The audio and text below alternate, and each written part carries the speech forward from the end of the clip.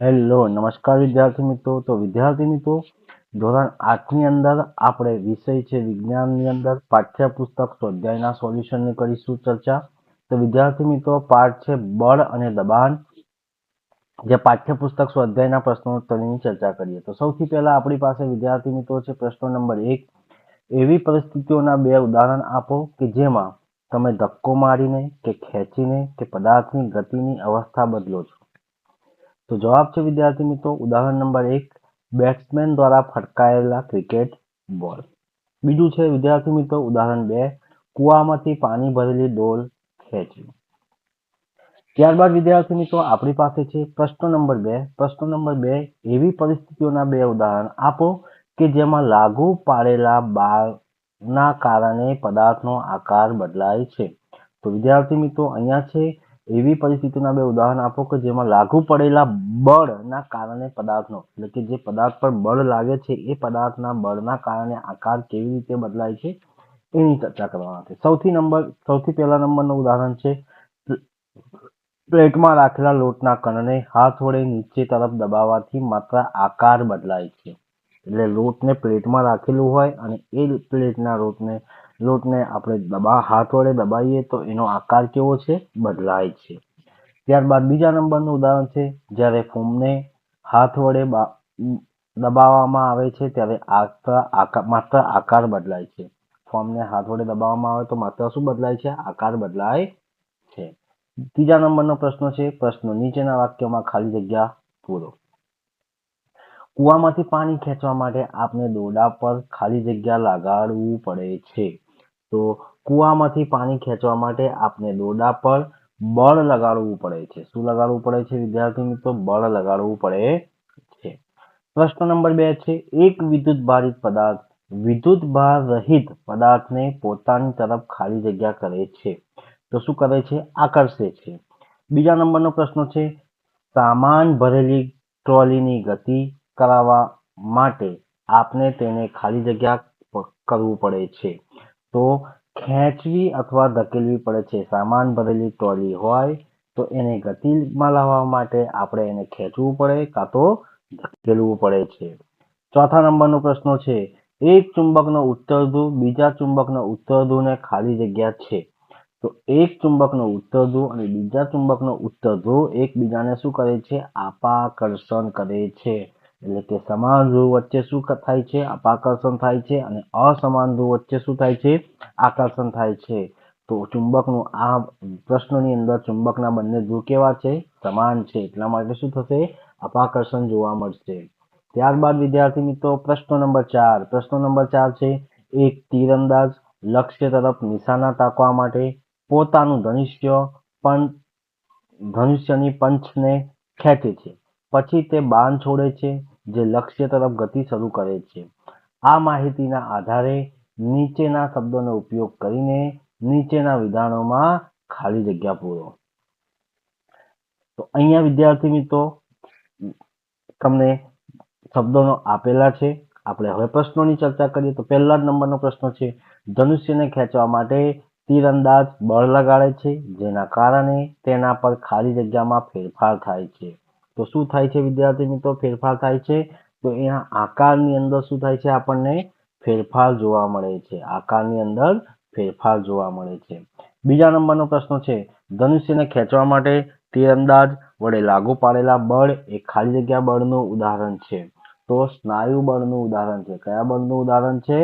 સ્નાયુ બળનું ઉદાહરણ છે. ત્રીજા નંબરનો પ્રશ્ન છે બાણની ગતિની અવસ્થા બદલવા માટે જવાબદાર બળનો પ્રકાર એ ખાલી જગ્યા બળનું ઉદાહરણ છે. કયા બળનું ઉદાહરણ છે? તો સંપર્ક બળનું ઉદાહરણ છે. ત્યારબાદ ચોથા નંબરનો પ્રશ્ન છે જ્યારે બાણ લક્ષ્ય તરફ ગતિ કરતું હોય ત્યારે તેના પર લાગતા બળો ખાલી જગ્યાના કારણે અને હવાના ખાલી જગ્યાના કારણે હોય છે. તો જવાબ છે વિદ્યાર્થી મિત્રો સંપર્ક અને ઘર્ષણના કારણે હોય છે. તો પ્રશ્નો છે જ્યારે બાણ લક્ષ્ય તરફ ગતિ કરતું હોય ત્યારે તેના પર લાગતા બળો સંપર્કને કારણે અને હવાના ઘર્ષણને કારણે હોય છે. ત્યારબાદ વિદ્યાર્થી મિત્રો પ્રશ્ન નંબર 5 છે નીચેની પરિસ્થિતિઓમાં બળ લગાડનાર તથા જે વસ્તુ પર બળ લાગી રહ્યું હોય તેને ઓળખો. દરેક પરિસ્થિતિમાં જે પ્રકારની બળની અસર દેખાય છે તે પણ બતાવો. તો પહેલા નંબરનો પ્રશ્ન છે, રસ કાઢવા માટે લીંબુના ટુકડાઓને આંગળીઓ વડે દબાવવા. શું કરવું પડે છે? લીંબુના ટુકડાને આંગળીઓ વડે દબાવવું. બીજો પ્રશ્ન છે, ટૂથપેસ્ટના ટ્યુબમાંથી પેસ્ટ કાઢવી. ત્રીજું છે, દિવાલમાં જડેલા એક ટુકડાથી લટકાવેલા સ્પ્રિંગના બીજા છેડે લટકાવેલું વજન. ત્રીજું છે, ઊંચો કૂદકો લાગતી વખતે એક ખેલાડી દ્વારા એક નિશ્ચિત ઊંચાઈનો બાર અવરોધ પાર કરવો. તો અહીંયા વિદ્યાર્થી મિત્રો દરેક પ્રશ્નોનો જવાબ તમને અહીંયા બોક્સની અંદર આપ્યું છે, જે તમે જોઈ શકો છો. હવે આપણે વિદ્યાર્થી મિત્રો આ કોષ્ટકની આપણે ચર્ચા કરવાના છે. સૌથી પહેલા છે વિવિધ પરિસ્થિતિઓ. તો રસ કાઢવા માટે લીંબુના ટુકડાઓને આંગળીઓ વડે દબાવવા. તો જે દબાવવાનું છે એ બળ લગાડનાર કોણ છે? તો એ બળ લગાડનાર વસ્તુ કોણ છે? આંગળીઓ છે. વસ્તુ જેના પર બળ લાગે છે તે તો લીંબુનો શું કહેવામાં આવે છે? ટુકડો જોવામાં આવે છે. બળની દેખાતી અસર તો લીંબુના ટુકડાનો આકાર બદલાય છે અને તેમાંથી રસ બહાર નીકળે છે. બીજા નંબરનો પ્રશ્ન છે, ટૂથપેસ્ટની ટ્યુબમાંથી પેસ્ટ કાઢવી. તો જવાબ છે વિદ્યાર્થી મિત્રો બળ લગાડનાર. એટલે કોણ બળ લગાડે છે? તો આંગળીઓ બળ લગાડે છે. વસ્તુ જેના પર બળ લાગે છે તે તો કે આંગળીઓ. ત્રીજું છે, ટૂથપેસ્ટ ટ્યુબનો આકાર બદલાય છે અને પેસ્ટ બહાર આવે છે. ત્રીજા નંબરનો પ્રશ્ન છે, દિવાલમાં જડેલા એક હૂકથી લટકાવેલા સ્પ્રિંગના બીજા છેડે લટકાવેલું વજન. તો ખાલી જગ્યા શું કહેવામાં છે? બળ લગાડનાર કોણ છે? તો બળ લગાડનાર વસ્તુ જે છે એ લટકાવેલું વજન છે. હવે વિદ્યાર્થી મિત્રો લટકાવેલું વજન છે, વસ્તુ જેના પર બળ લાગે છે કોણ છે? સ્પ્રિંગ છે. બળની દેખાતી અસર તો સ્પ્રિંગની લંબાઈમાં વધારો થાય છે. ચોથા નંબરનો પ્રશ્ન છે, ઊંચો કૂદકો લગાવતી વખતે એક ખેલાડી દ્વારા એક નિશ્ચિત ઊંચાઈનો બાર અવરોધ પાર કરવો. બરાબર છે. તો બળ લગાડનાર કોણ છે? ખેલાડીના સ્નાયુઓ. વસ્તુ જેના પર બળ લાગે છે કોણ છે? જમીન છે. બળની દેખાતી અસર તો ખેલાડીઓની ગતિની અવસ્થા બદલાય છે. ત્યારબાદ આપણે વિદ્યાર્થી મિત્રો પ્રશ્ન નંબર 7ની ચર્ચા કરીએ. તો એક ફૂલાવેલા ફુગ્ગાની સિન્થેટિક કપડાના એક ટુકડો વડે ઘસીને એક દિવાલ પર દબાવવામાં આવ્યો. એવું જોવા મળ્યું કે ફુગ્ગો દિવાલ સાથે ચોંટી જાય છે. દિવાલ અને ફુગ્ગા વચ્ચે થતા આકર્ષણ માટે કયું બળ જવાબદાર હશે? તો એક ફૂલાવેલા ફુગ્ગાને સિન્થેટિક કપડાને એક ટુકડા વડે ઘસીને એક દિવાલ પર દબાવવામાં આવ્યું. એવું જોવા મળ્યું કે ફુગ્ગો દિવાલ સાથે ચોંટી જાય છે. દિવાલ અને ફુગ્ગા વચ્ચે થતા આકર્ષણ માટે સ્થિત વિદ્યુત બળ જવાબદાર છે. કયો બળ જવાબદાર છે વિદ્યાર્થી મિત્રો? સ્થિર વિદ્યુત બળ જવાબદાર છે.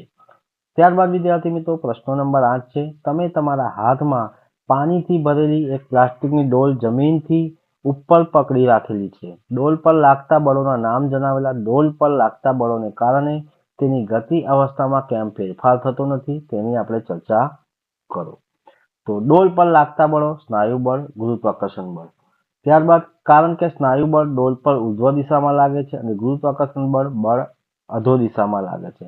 બંનેનું મૂલ્ય કેવું જોવા મળે છે? સમાન જોવા મળે છે. ડોલ પર લાગતા ઉપરોક્ત બે બળો સમાન મૂલ્ય અને પરસ્પર વિરુદ્ધ દિશામાં છે, તેથી તેમનું પરિણામી બળ શૂન્ય છે. તેથી ડોલની ગતિને અવસ્થામાં ફેરફાર થતો નથી. ત્યારબાદ વિદ્યાર્થી મિત્રો આપણી પાસે છે પ્રશ્ન નંબર 9. કોઈ ઉપગ્રહ તેની કક્ષામાં તરતો મૂકવા માટે એક રોકેટ ઉપર પ્રક્ષેપિત કરવામાં આવ્યું. પ્રક્ષેપણ સ્થાન લોન્ચ પેડ પરથી છોડવાના તરત જ બાદ રોકેટ પર લાગતા બે બળોના નામ જણાવો. તો ગુરુત્વાકર્ષણ બળ જે રોકેટ પર અધો દિશામાં પૃથ્વીના કેન્દ્ર તરફ લાગે છે. બીજો પોઈન્ટ છે હવાનું ઘર્ષણ બળ જે રોકેટની ગતિની વિરુદ્ધ દિશામાં લાગે છે. ત્યારબાદ વિદ્યાર્થી મિત્રો આપણી પાસે આવે છે પ્રશ્ન નંબર 10. પ્રશ્ન નંબર 10ની અંદર આપણને કીધું છે કે જ્યારે પાણીમાં ડુબાડેલ નોઝલવાળા ડ્રોપરને ફૂલેલા ભાગને દબાવવામાં આવે છે ત્યારે ડ્રોપરમાં રહેલી હવા પરપોટા રૂપે બહાર નીકળતી જોવા મળે છે. જ્યારે ફૂલેલા ભાગ પરથી લગાડેલું દબાણ દૂર કરવામાં આવે છે ત્યારે ડ્રોપરમાં પાણી ભરાય છે. ડ્રોપરમાં પાણી ચડવાનું કારણ તો ઓપ્શન આપ્યું છે વિદ્યાર્થી મિત્રો. ઓપ્શન એ છે પાણીનું દબાણ, ઓપ્શન બી છે પૃથ્વીનું પૃથ્વીનું ગુરુત્વ, ઓપ્શન સી છે રબરના બલ્બનો આકાર, ઓપ્શન ડી છે વાતાવરણનું દબાણ. તો સાચો ઓપ્શન છે વિદ્યાર્થી મિત્રો ઓપ્શન ડી છે, જે વાતાવરણનું શું કહેવામાં આવે છે? દબાણ કહેવામાં આવે છે. તો વિદ્યાર્થી મિત્રો આ હતું ધોરણ 8 વિષય છે વિજ્ઞાન, જે પાઠ 8 છે બળ અને દબાણ. બળ અને દબાણ નવા પાઠ્યપુસ્તક આધારિત આપણે સ્વાધ્યાયના સોલ્યુશનની ચર્ચા કરી. તો વિદ્યાર્થી મિત્રો આ વિડીયો તમને ગમ્યો હોય તો લાઈક કરજો, શેર કરજો અને કમેન્ટ કરજો. અને જો ચેનલને સબસ્ક્રાઇબ ના કરી હોય તો સબસ્ક્રાઇબ કરવાનું પણ ભૂલતા નહીં. જય હિન્દ, જય ભારત.